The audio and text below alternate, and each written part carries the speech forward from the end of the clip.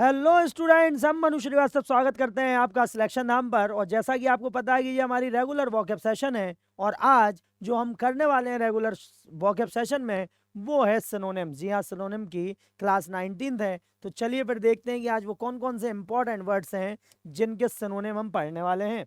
तो जो सबसे पहला वर्ड जो हमारा आ रहा है वो है इंट्रीगिंग। ठीक है, सो what is the mean of intriguing. ठीक है, तो इंट्रीगुइंग कहना वो सही नहीं रहेगा, तो इंट्रीगिंग उसे कहा जाता है। और इसके लिए ग्लोरीफाई है, रेविशिंग है, स्टनिंग है या इंटरेस्टिंग है। तो यहाँ पर हम ध्यान रखें कि भाई इंट्रीगिंग का मतलब होता है जो रुचिकर है, जिसमें इंटरेस्ट है। कहते हैं ना, अरे बड़ा, जो अभी जैसे धुरंधर मूवी आई है तो आप कहते हैं ना, अरे प्लॉट बड़ा इंट्रीगिंग है, मतलब दिलचस्प है, आपकी दिलचस्पी बनी रहेगी आगे क्या होने वाला है। तो यहाँ पर इसका जो आंसर हो जाएगा वो हो जाएगा इंटरेस्टिंग। ठीक है, क्या हो जाएगा? इंटरेस्टिंग। चलिए तो देखते हैं कि क्या क्या आने वाला है इसमें। तो यहाँ पर हम देख सकते हैं कि इंटरेस्टिंग आ गया, attracting one's attention because it is exciting. ठीक है, तो इसे हम बोलते हैं।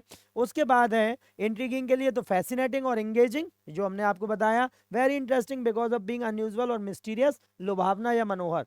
उसके बाद है ग्लोरीफाइंग। ग्लोरीफाइंग का मतलब होता है एक्सटॉल या एक्सेल्ट। ठीक है, तो ग्लोरीफाई का मतलब शानदार, जिसकी तारीफ की जाए, प्रशंसा करने के लिए। तो प्रेजिंग और ऑनरिंग समथिंग और समवन। उसके बाद है रेविशिंग। रेविशिंग का मतलब होता है बहुत सुंदर, बहुत आकर्षक। तो गॉर्जियस हो जाएगा और कमली हो जाएगा। ठीक है, हाँ, कॉमली नहीं बोला जाता है, उसे कमली बोला जाता है। ठीक है, तो एक्सट्रीमली ब्यूटीफुल और अट्रैक्टिव, सुंदर और मोहक। उसके बाद है स्टनिंग। स्टनिंग का मतलब होता है बहुत ही शानदार, जिसे देख के मुंह खुला का खुला रह जाए, उसी के लिए बोलते हैं स्टनिंग। तो रिमार्केबल और एस्टोनिशिंग, तो एस्टोनिशिंगली और ब्यूटीफुल और इंप्रेसिव, अद्भुत या शानदार। ठीक है, तो ये आप ध्यान रखें अच्छे से, बहुत अच्छे से। ठीक, चलिए नोट आप कर लीजिए जल्दी से इसे। अब नेक्स्ट है इमर्स। ठीक है, सो what is the mean of immerse. Immerse means क्या होगा? इमर्स का मतलब होता है इमर्स, डिस्टेंड, इन्वॉल्व या अनकवर। तो इमर्स का मतलब होता है घुल जाना, बिल्कुल पूरी तरह से डूब जाना। तो उसके लिए जो हमारा वर्ड आ जाएगा वो इमर्ज आ जाएगा। क्या आ जाएगा? नहीं, इमर्ज नहीं आएगा, इट इज कॉल्ड इन्वॉल्व आ जाएगा। क्या आ जाएगा? इन्वॉल्व। जी हाँ, बिल्कुल सही, इन्वॉल्व आ जाएगा, पूरी तरह से उसमें शामिल हो जाना, उसके लिए आ जाएगा। ठीक, चलिए तो आगे देखते हैं। तो to include or take part in something, to include or take part something, शामिल होना। इमर्स मीन सबमर्ज या प्लंज कर जाना। To deeply engage or be completely absorb in something. उसके बाद है इमर्स, तो हैपन और अकर। तो to come out or appear, उभरना किसी चीज के लिए। डिस्टेंट का मतलब होता है दूर। तो रिमोट और apart, far away, not close. और नेक्स्ट जो है वो है अनकवर। अनकवर का मतलब होता है किसी चीज पर से पर्दा उठा देना। तो डिस्क्लोज करना और एक्सपोज करना। टू रिवील और डिस्कवर समथिंग इधर। ठीक है, तो ये हमारे नेक्स्ट स्लाइड के पूरे वर्ड हैं, आप जल्दी से ना नोट डाउन कर लीजिए।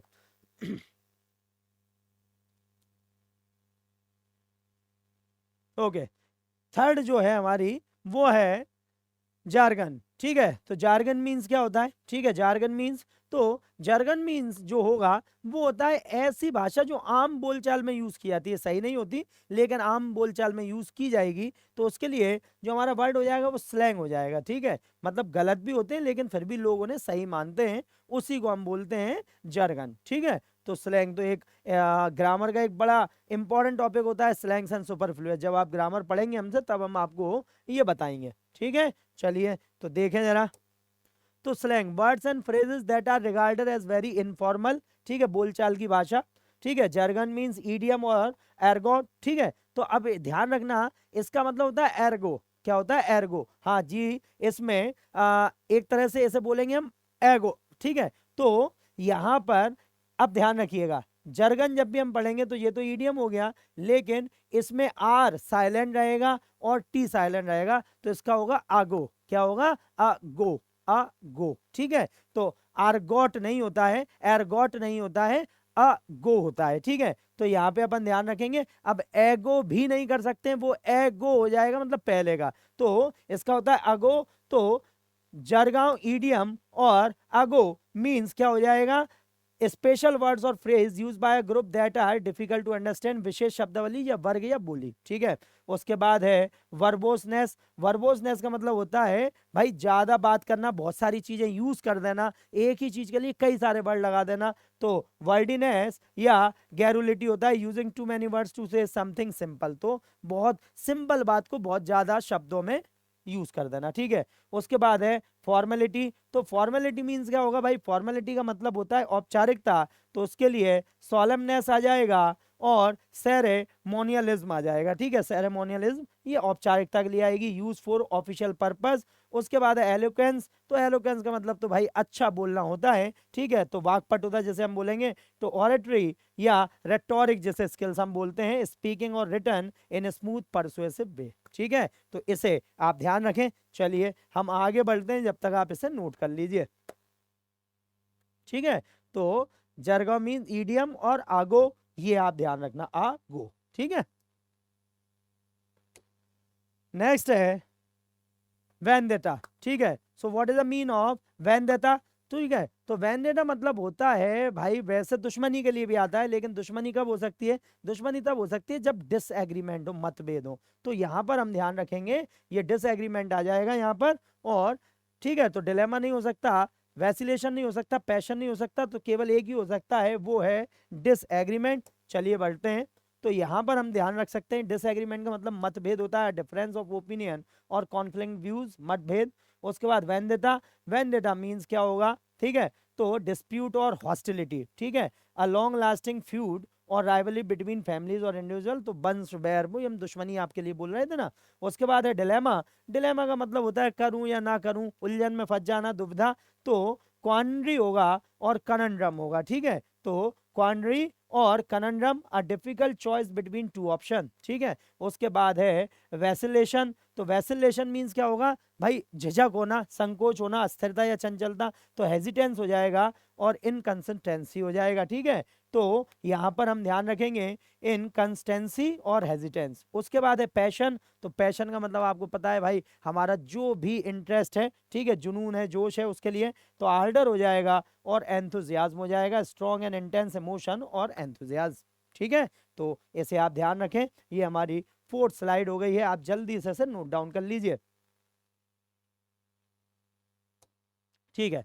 नेक्स्ट है misanthropist. So what is the mean of misanthropist, है ना, ठीक है। फिलेंथ्रोपिक मतलब परोपकारी, मिसंथ्रोपिक मतलब एंटी सोशल, जी हाँ, जो समाज के लिए कोई काम नहीं करेगा उसके लिए आ जाएगा मिसंथ्रोपिस्ट, ठीक है। ये समाज का बैरी है, समाज के लिए कोई काम नहीं करने वाला है। तो असामाजिक जैसे हम बोलते हैं, ठीक है। तो एंटी सोशल, अवॉइडिंग और lacking interest in social interaction, असामाजिक। उसके बाद है मिसंथ्रोपिक, तो अनसोशलेबल, ठीक है। और अनसोशलेबल और जो मिसंथ्रोपिक के लिए जो सबसे इंपॉर्टेंट वर्ड जो आता है, मतलब जैसे हम बोलते हैं, तो इसके लिए आएगा जो कोई भी अच्छा काम ना करे, हाँ, सिर्फ अपने तक सीमित रहे और मानवता के लिए कोई काम ना करे, उसके लिए आएगा, ठीक है। और उसके बाद अनकंजनाइल जो वर्ड है, हैविंग अ जनरल डिस्क्राइब और डिस्ट्रस्ट ऑफ पीपल, मानव देशी जैसे हम बोलेंगे, ठीक है। तो अनकंजनाइल। उसके बाद फिर ह्यूमैनिटेरियन, ह्यूमैनिटेरियन मतलब मानववादी। तो मैग्नेनिमस और जेनरस, मानवतावादी, showing concern and care for well being of humanity. उसके बाद है सोशलेबल। तो सोशिएबल मींस क्या होगा, सोशिएबल मींस होता है कन्विवियल और ग्रेगरियस, ठीक है, जो मिलनसार हो, अच्छे से हर किसी में घुल मिल जाए। तो friendly and incline to engage with other social, ठीक है। उसके बाद है फिलेंथ्रोपिक। तो ये तो आ गया भाई, परोपकारी, जो मानव के लिए अच्छे काम करे। तो बेनिवोलेंट और एल्ट्रिस्टिक, ठीक है। तो यहाँ पर हम ध्यान रखेंगे कि एल्ट्रिस्टिक जो है वो अप्रोच अच्छी होती है, परोपकारी, incline to help and support other often through charitable action, ठीक है। तो इसे आप ध्यान रखेंगे। ये हमारे आज के पूरे वर्ड्स हुए। आज हमने बहुत अच्छे से 20, ये हम देखिए आपसे बोलते हैं 20, अगर आप देखेंगे यहाँ भी हैं और यहाँ पर भी हम उनके वर्ड जो डेफिनेशन देते हैं, तो ये वन वर्ड सब्स्टिट्यूशन के लिए भी आपके काम करेंगी और सिनोनिम के लिए भी काम करेंगे। और सिनोनिम एंटोनिम में एक विशेष बात है कि अगर आप सिनोनिम पढ़ लेते हैं तो आपको एंटोनिम की जरूरत नहीं पड़ेगी पढ़ने की, अगर आप पढ़ते हैं सिलेक्शन नाम पर। जब भी हम लोग सिनोनिम एंटोनिम की पूरी मतलब क्वेश्चन सॉल्व करना स्टार्ट करेंगे, तब आपको ये बात समझ में आएगी। बस आप बने रहिए सिलेक्शन नाम के साथ, पढ़ते रहिए, बढ़ते रहिए, और अब आपको जो जीडी की नई वीडियो मिलने वाली है वो है वन वर्ड सब्स्टिट्यूशन की। तो जीडी में पिछले 13 साल से जितने वन वर्ड सब्स्टिट्यूशन आए हैं वो सारे के सारे हम आपको देने वाले हैं। और ध्यान रखना वो जीडी नाम है, लेकिन एसएससी का सिलेबस एक जैसा होता है और लैंग्वेज एक जैसी ही होती है। तो ये सारे एसएससी और बैंक के एग्जाम में आपके काम आने वाले हैं। तो बस इसलिए उस वीडियो को देखिए, देखिए आपको कितने आते हैं और जो नहीं आते हैं उन्हें सॉर्ट आउट कीजिए, ठीक है, और उन्हें याद कीजिए। तो बस मिलते हैं हम अगले वीडियो में। जय हिंद, जय भारत।